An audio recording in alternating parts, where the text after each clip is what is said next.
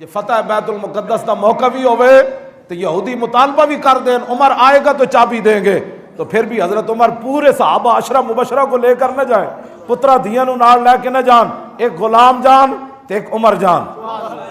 ہاں جی، مدینے تو چل کے بیت المقدس حضرت عمر انج گئے تے غلام نو فرمایا فرمایا سفر لمبا ہے، 2 سواریاں نہیں لے سکتے، ایک قوم دا خزانہ سی لوٹ نہیں سکتے، سواری ایک کوئی ہوئے گی، عمر کو ضرورت ہے اور تو بھی اس پر سوار ہوگا، میں بھی اسی پر، باری باری۔ اور جب یہودی کتابیں لے کر کھڑے حضرت عمر بیت المقدس پہنچے تو یہودی مولوی کہنے لگے اگر اس وقت اللہ کی شان کہ اس وقت سوار ہونے کی باری غلام کی آ گئی، حضرت عمر کے نکیل پکڑنے کی باری آ گئی، تو آپ نے یہ نہیں فرمایا یار ویکھتے سے ہی تھوڑا جا خیر ہے عمر سوار ہو دے، پتہ لگے عمر آ رہا،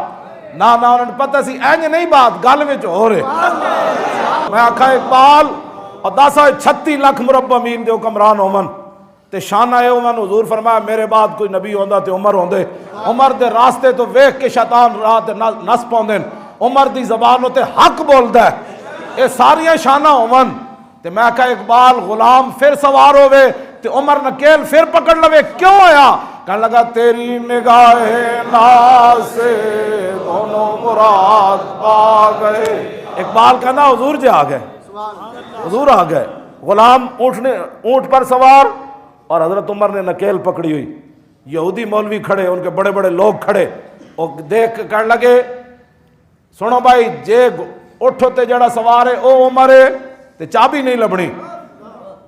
جی عمر ہوئے جڑا نکیل پکڑ کے آ رہا تے بیت المقدس کی چابی لب جانی، کیونکہ ساڑیاں کتاباں چے لکھیا نبی آخر الزمان دے غلام کان گے تے اس حالت جان گے، دیکھیے کس شان سے امت کا امام آتا ہے،